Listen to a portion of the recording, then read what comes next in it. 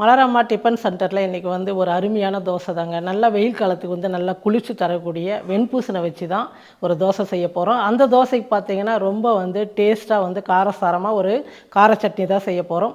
அந்த தோசையும் கார சட்னி எப்படி செய்யுதுன்னு பார்க்கலாம் வாங்க. இந்த வெண்பூசணை வச்சு ஒரு தோசை தான் செய்ய போகிறோம். இந்த பூசணிக்காய் வந்து நம்ம தோல் சீவி கேரட் மாதிரி நல்லா துருவி எடுத்துக்கலாம். பாருங்கள், நான் இந்த ஆழாக்கில் வந்து 2 ஆழாக்கு அரிசி எடுத்துக்கிட்டேன். 1 ஆழாக்கு இட்லி புழுங்கல் அரிசியும் 1 ஆழாக்கு பச்சரிசி எடுத்து ஒரு 2-3 மணி நேரம் முன்னாடி நான் ஊற வச்சு நல்லா கழுவி சுத்தம் பண்ணி எடுத்துக்கிட்டேன். இந்த அரிசியை ஒரு பாத்திரத்தில் சேர்த்துக்கலாம்.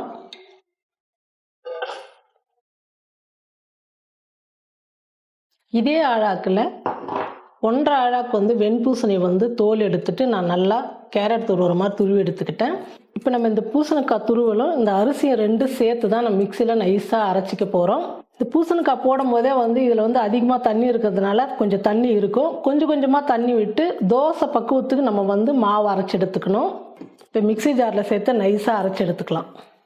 அரிசியும் பூசணிக்காயும் நல்லா நைஸாக அரைச்சி எடுத்துக்கிட்டேன். நான் வந்து சும்மா 1 ஸ்பூன் தண்ணி தான் அப்படி தெளித்தேன். நான் அந்த பூசணிக்காய் இருக்கிற தண்ணியை வந்து பார்த்திங்கன்னா தோசை மாவு பக்குவத்துக்கு நமக்கு நல்ல மாவு வந்து கிடச்சிடுச்சு. இப்போ நம்ம தண்ணியெல்லாம் சேர்க்க வேணாம். இந்த மாவுக்கு தேவையான அளவுக்கு உப்பு சேர்த்துக்கிறேன். நம்ம இப்பயே தோசை செய்கிறதுனால கொஞ்சம் சோடா உப்பு சேர்த்துக்கலாம். அப்போ தான் கொஞ்சம் தோசை வந்து நல்லா புசு புசுன்னு வரும். சோடா உப்பு சேர்த்து நல்லா கலந்துடுங்க. எல்லாம் சேர்த்து நல்லா கலந்துட்டேன். இப்போ ஒரு தட்டு போட்டு மூடி ஒரு 10 நிமிஷம் ஒரு பக்கமாக வச்சிடலாம். நம்ம அதுக்குள்ளே வந்து தோசைக்கு வந்து கார சட்னி ரெடி பண்ணிக்கலாம். இப்போ தோசைக்கு சட்னி செஞ்சுக்கலாம். ஸ்டவ் பற்ற வச்சு கடாயை வச்சுட்டேன். கடாயை நல்லா சூடு ஏறிடுச்சு. இப்போ எண்ணெய் சேர்த்துக்கிறேன். கார சட்னிக்கு ஒரு 4 வரமிளகா, 2 பெரிய வெங்காயம் வந்து இந்த மாதிரி சின்ன சின்னதாக கட் பண்ணி எடுத்துக்கிட்டேன். இது எண்ணெயில் சேர்த்துக்கலாம்.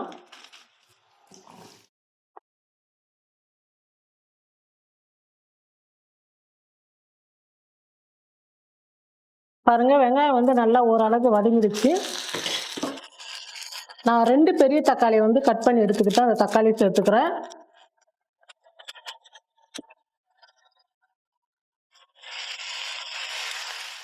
பாருங்கள், வெங்காயம் தக்காளி எல்லாம் நல்லா வதங்கிடுச்சு. இப்போ நான் ஸ்டவ் ஆஃப் பண்ணிடுறேன். தேவையான அளவுக்கு உப்பு சேர்த்து நல்லா சூடு ஆறட்டுன்னு மிக்சியில் போட்டு நைஸாக அரைச்சி எடுத்துக்கலாம். பாருங்கள், கார சட்னி வந்து அரைச்சி எடுத்துக்கிட்டோம். பாருங்கள், தோசை மாவு இந்த மாதிரி ஊற்றும் போது அப்படியே தண்ணி மாதிரி இப்படி வரணும். அப்போ தான் தோசை வந்து நல்லா வரும். நம்ம இந்த வெண்பூசணை சேர்த்ததுனால தோசை வந்து ரொம்ப நைஸாக ஊற்றக்கூடாது, கொஞ்சம் கனமாக இருக்கணும். அப்போ தான் பஞ்சு போல் நல்லாயிருக்கும் தோசை. மாவு ஊற்றி சும்மா கரண்டியில் அப்படி தள்ளி விட்டால் போதும். தோசை பாதி அளவுக்கு வந்த உடனே நம்ம மேலே லேசாக எண்ணெய் விட்டுக்கலாம்.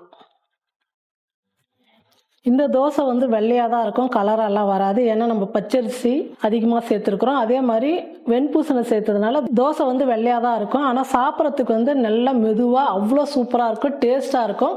அதுவும் இந்த வெயில் காலத்துக்கு வந்து இந்த மாதிரி நீர் சத்துள்ள காய்கறிலாம் வந்து நம்ம சேர்த்துக்கும் போது உடம்பு வந்து குளிர்ச்சியாக இருக்கும். இப்போ ஒரு பக்கம் வெந்துடுச்சு, நம்ம திருப்பி போட்டுக்கலாம்.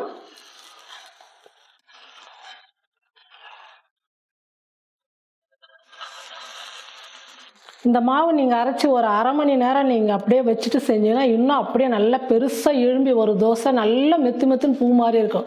நான் உடனே செய்கிறதுனால கொஞ்சம் இதுவாக இருக்குது. நீங்கள் மாவு அரைச்சி ஒரு 1/2 மணி நேரம் சோடா உப்பெல்லாம் கலந்து அப்படியே வச்சுட்டு நீங்கள் மற்ற வேலைலாம் செஞ்சுட்டு அதுக்கப்புறம் நீங்கள் செய்யும் போது அவ்வளோ நல்லாயிருக்கும் தோசை. கொஞ்சம் மாவு புளிச்சாதான் தோசை வந்து நல்லாயிருக்கும். இப்போ 2 பக்கமாக வெந்துடுச்சு. இப்போ நான் தோசை எடுத்துக்கிறேன். பாருங்கள், சூப்பரான வெண்பூசணி தோசை ரெடி ஆகிடுச்சு. நம்ம இதே மாதிரி எல்லா தோசையும் சுட்டு எடுத்துக்கலாம். பாருங்கள், வெண்பூசணி தோசைக்கு கார சட்னி ரொம்ப சூப்பராக இருக்கும். இந்த வெயில் காலத்தில் இந்த மாதிரி நீர் சத்து உள்ள பூசணை வச்சு நீங்கள் நிறையா செஞ்சு சாப்பிடுங்க. உடம்புக்கு ரொம்ப குளிர்ச்சி.